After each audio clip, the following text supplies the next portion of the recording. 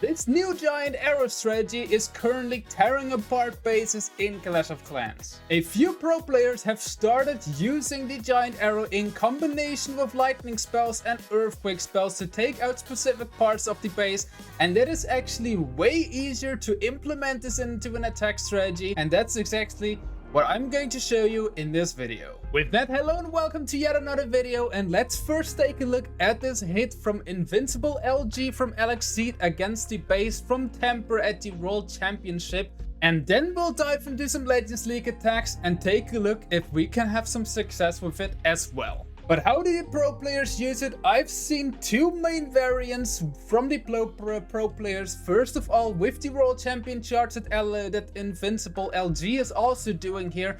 And the other variant would be with the Warden Walk, which is the variant I like the most and also use in Legends League. But first of all, very short World Champion Walk just to take out a little bit of the base, and then already the Earthquake spell in combination with the Lightning spells as well as the Giant Arrow come in, taking out the Fire Spitter, taking out the Rage Tower, as well as taking out the Multi-Inferno Tower for 3 Zap spells, which is of course great value.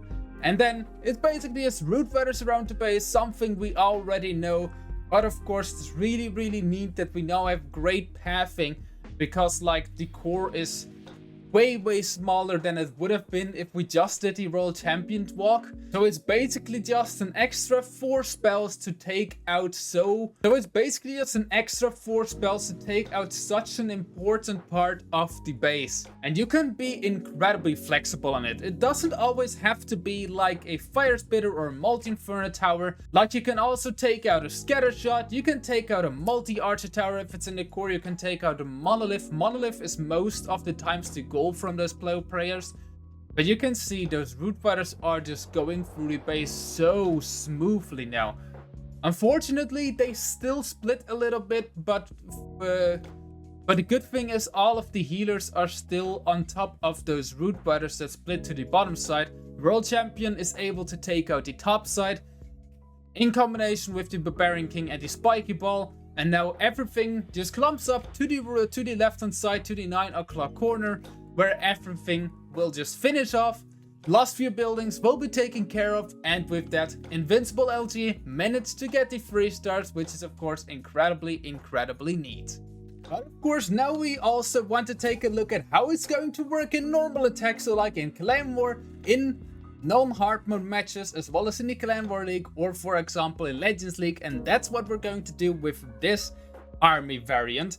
So we still have like 4 Zap spells in combination with an Earthquake spell to take out the core in combination with the Giant Arrow, and then we combine it not with a World Champion charge, but this time we combine it with a Warden Walk in combination with the Angry Jelly. What you do have to know is that on the hard mode, of course, the Giant Arrow is only level 15, but for the most interactions it doesn't really make a difference if you have it like on level 15 or on level 18. Linked in the description is a website where you can just try out with Earthquake spell levels, with Zap spell levels, as well as with the Giant Arrow level, how many Earthquake spells as well as how many Zap spells you need to take out certain defenses on a certain level, which can surely benefit you if you're planning on a war attack. But I chose to just bring 4 Zap spells because that's enough to take out an Expo, it's enough to take out a Multi-Inferno Tower, Eagle Artillery, Scatter Shot, Monolith, Ricochet Cannon, Multi-Archer Tower, Fire Spitter, and so on.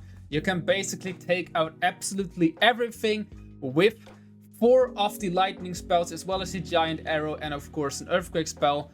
Also, some defenses only need 3, but that's of course all linked in the description. You can try that out on the website. Now let's take a look at how it would look in a Legends League attack, and that's on this base from JV Squad. And you can already see you have such a nice arrow right here, as well as lightning spells to take out the Monolith, take out the Multi-Archer Tower, as well as to take out the Single Inferno Tower.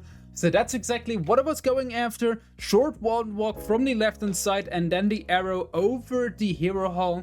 You have a perfect lineup, and then you have a great pathing into the Town Hall, or well, you first overgrowth the Town Hall, and then the second overgrowth you use it for the backend.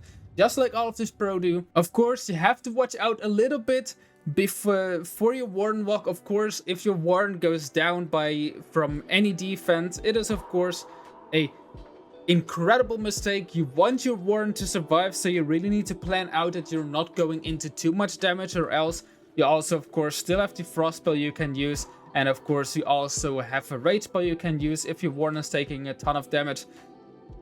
Arrow as well as the Zap spells worked out perfectly, took out every single defense I wanted to take out, and now the pathing around the tunnel is just perfect. And after the tunnel, I can just easily go to the back end of the base. First overgrowth on top of the hook tower. It's incredibly important to always overgrowth that hook tower, because if it's pulling in any of these root biters from far away and those root biters just go down alone, that would really not benefit your attack. So overgrowthing that hook tower is always a good idea.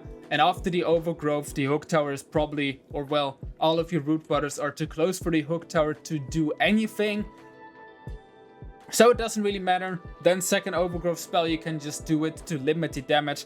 And you can see so many troops are still alive. I still have the Royal Champion ability I just used. I still have the King ability. Still have 2 frost spells I can use on the backhand defense. Of course, there's still a lot of damage now that the overgrowth ran out.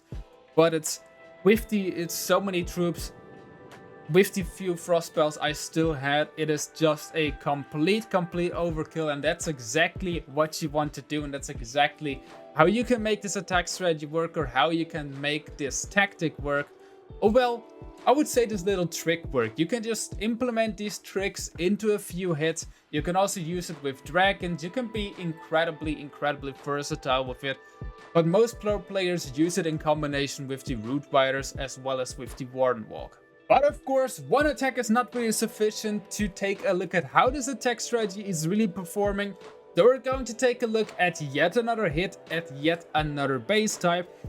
And once again, we're going after the monolith, this time with the Rage Tower as well as with the Multi-Inferno Tower. I don't quite know if I managed to get the Rage Tower, I can't remember, but for sure we get the monolith as well as the Multi-Inferno Tower, which is also incredibly nice value. And after that, when we charge out the multi-gear defense with our Warden, we of course have a great pathing into the Town Hall, or of course also our first overgrowth, and then with the second overgrowth we can use on the back end, or well, on the remaining defenses inside of the core, and easily overpower the core with all of our root biters. So let's take a look at how it's going to work out. Grand Warden Walk did exactly what I wanted from it. Now lightning spells come in.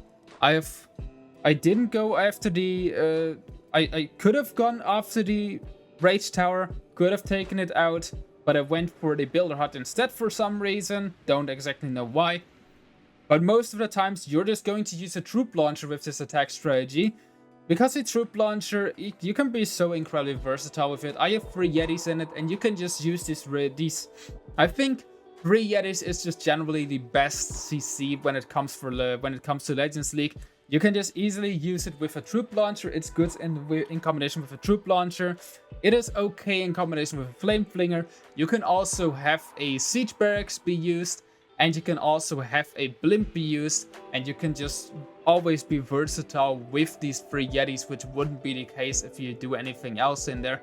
Of course, if you do Valkyries in there, it is not necessarily good in combination with a blimp. So 3 Yetis is just in general the most versatile clan castle. And while I was yapping a little bit about the clan castle, this base is already completely destroyed. Once again, we have the 2 frostballs on the back end, and we still have so many defenses. I mean, so many troops left standing and not many defenses. So once again, this base is complete toast. So if you're facing this base, you can surely use this attack strategy to completely crush it, and also to show off towards your clan mates, because I think this attack strategy with the Zapquake, it just looks so incredibly cool. Let's of course take a look at yet another base type, the 3 main base types there are in Clash of Clans. You have the box bases, you have the diamond bases, and of course you have the anti-2-star bases.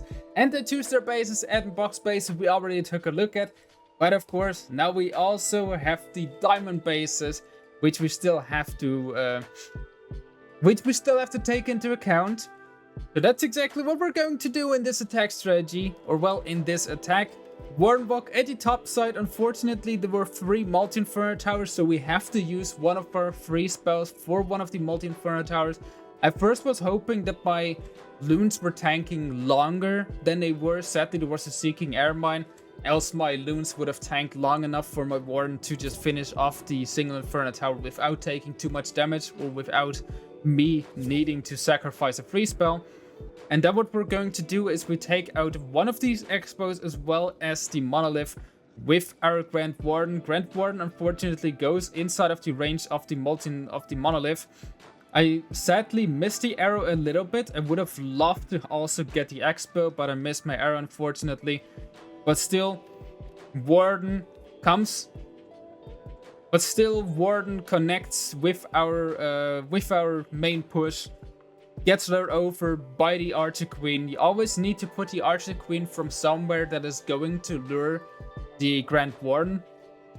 So like all elsewise, the Grand Warden will just stay on its own. But of course, you want the Grand Warden as well as the Archer Queen to be inside of your main push. So you need to play the arrow not too far away from your Grand Warden, or else the attack is also pretty much screwed, because you need that Grand Warden ability with your Root Riders. Else you for sure have a problem. On this base, I probably could have swagged both of my Overgrowth spells that basically did absolutely nothing on this base, because like there's just not enough damage to get rid of all of those Root Riders. Those Root Riders are just stomping through that base. So once again, we still have so many troops left alive. We still have our World Champion ability we use right now, and then once the Overgrowth clears out, the World Champion is able to clear the rest of the defenses, securing us yet another 3-star, and also showing off how incredibly strong this attack strategy really is, or well, this trick really is. Army link I used in my Lightning's League attack, as well as of course the website, where you can take a look at how many Quakes as well as Lightning spells you need for specific defenses with a specific arrow level. That's of course also linked in the description. I wish you guys a lot of fun trying out this strategy, because it is really so much fun to do.